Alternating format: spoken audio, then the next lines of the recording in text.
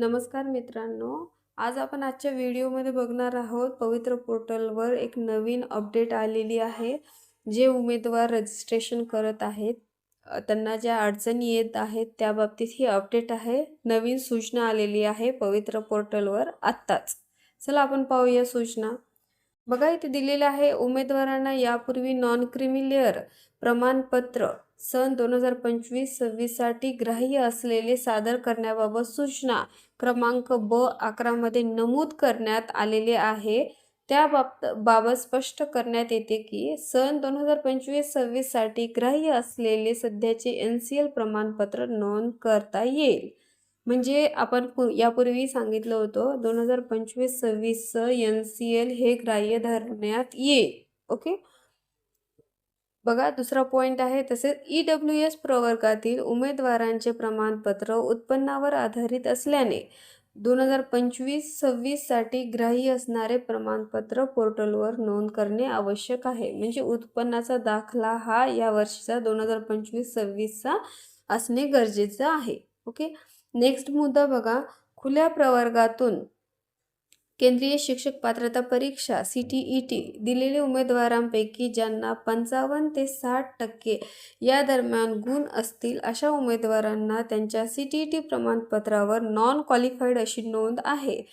त्यातील ज्या उमेदवारांकडे सदर परीक्षेसाठी अर्ज करण्याच्या वेळी कोणत्याही आरक्षणाचे प्रमाणपत्र उपलब्ध असेल तर त्यांना त्यांच्याकडे असलेल्या आरक्षणानुसार लागू सूट सवलत मिळेल. सदर परीक्षेसाठी अर्ज करण्याच्या वेळी आरक्षणाचे प्रमाणपत्र नसेल तर त्यांना सूट सवलतीचा लाभ घेता येणार नाही. सबब त्यांच्याकडे अशी प्रमाणपत्रे त्यावेळी नसतील तर त्यांना सदर परीक्षेतील पेपर 1, पेपर 2 गुणांची 55% ते 60% दरम्यान गुण अशी नोंद करू नये. अशी नोंद केल्यास संबंधित उमेदवार त्यास जबाबदार राहील. म्हणजे बघा मित्रांनो, CTETच्या प्रमाणपत्रावरती नॉट क्वालिफाईड अशी नोंद येते 90च्या कमी मार्क्स आपल्याला असतील तर ज्या उमेदवारांना आपल्या आरक्षणाचा लाभ घ्यायचा आहे त्यांनाही हे CTETचं प्रमाणपत्र अपलोड करू शकतात. ज्यांना 82च्या पुढं मार्क्स आहेत किंवा 89च्या कमी मार्क्स 90च्या कमी मार्क्स आहेत त्यांना. आणि त्यांना काय करायचं आहे की आपलं NCL कास्ट सर्टिफिकेट हे व्यवस्थित 14/5/2025च्या पूर्वीचं पाहिजे. ओके. ही सदर आरक्षणाचे जे प्रमाणपत्र आहेत कास्ट सर्टिफिकेट, NCL, डोमेसिल हे गरजेचं आहे.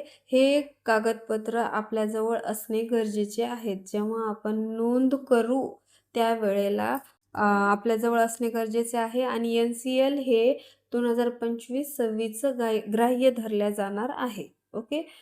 हे आजची अपडेट होती. नेक्स्ट बघा अपडेट, शिक्षक अभियोग्यता व बुद्धिमत्ता चाचणी 2025 परीक्षेच्या वेळी अर्ज करताना उमेदवारांना त्यांचे 2 मोबाईल क्रमांक नोंद करण्याच्या सूचना दिल्या होत्या.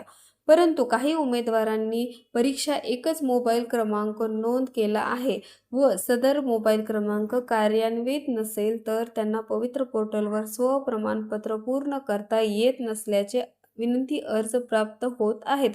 या उमेदवारांना स्वप्रमाणपत्र पूर्ण करण्यास OTP अनिवार्य असल्याने त्यांना सध्याचा मोबाईल पोर्टलवर असणे आवश्यक आहे.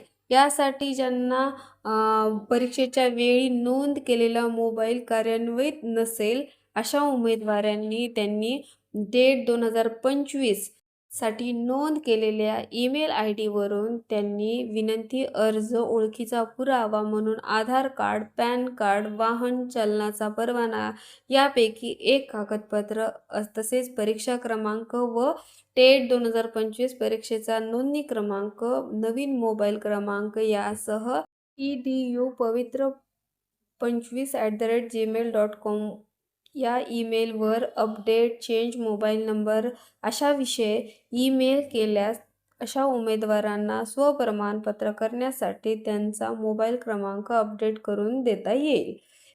काही मुलांनी जेव्हा टेटची एक्झाम दिलेली तेव्हा त्यांचा मोबाईल एक होता आणि सध्या रजिस्ट्रेशन करताना मोबाईल दुसराच आहे. काही जणांचे मोबाईल नंबर हे चुकीचे टाकण्यात आलेले आहेत.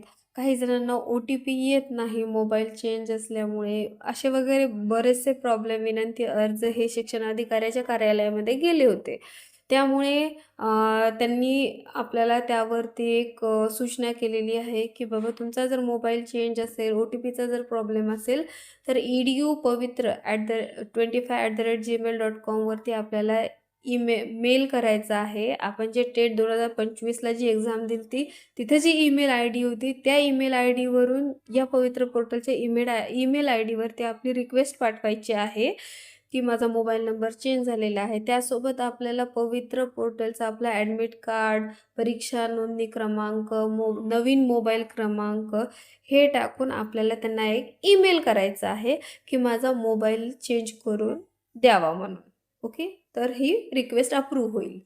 नेक्स्टमध्ये बघा पवित्र पोर्टल अशा अथवा अन्य पदभरतीमधून यापूर्वी प्रकल्पग्रस्त, भूकंपग्रस्त, माजी सैनिक इत्यादी एक वेळ लाभ देय असणाऱ्या प्रमाणपत्राचा लाभ घेऊन सेवेत रुजू झालेल्या उमेदवारांना पुन्हा त्या प्रमाणपत्राचा लाभ देय नाही. त्यामुळे अशा उमेदवारांना त्यांचा टेट 2025 मध्ये सहभागी व्हायचे असल्यास सदर आरक्षणाचा लाभ न घेता त्यामुळे मूळ प्रवर्ग अथवा खुला प्रवर्ग असेल तर असे नोंद करून पदभरती प्रक्रियेत सहभागी होण्यासाठी स्वप्रमाणपत्र करू शकतील. म्हणजे ज्यांनी एका वेळेला भूकंपग्रस्त, प्रकल्पग्रस्त किंवा माजी सैनिकाचा लाभ घेतला असेल, या प्रमाणपत्राचा जर लाभ घेतला असेल त्यांनी, तर त्यांना टेट 2025 मध्ये जेव्हा नोंदणी करायची आहे तेव्हा त्यांना हा लाभ घेता येणार नाही. त्यांना ओपन प्रवर्गामधूनच नोंदणी करावी लागेल. ओके.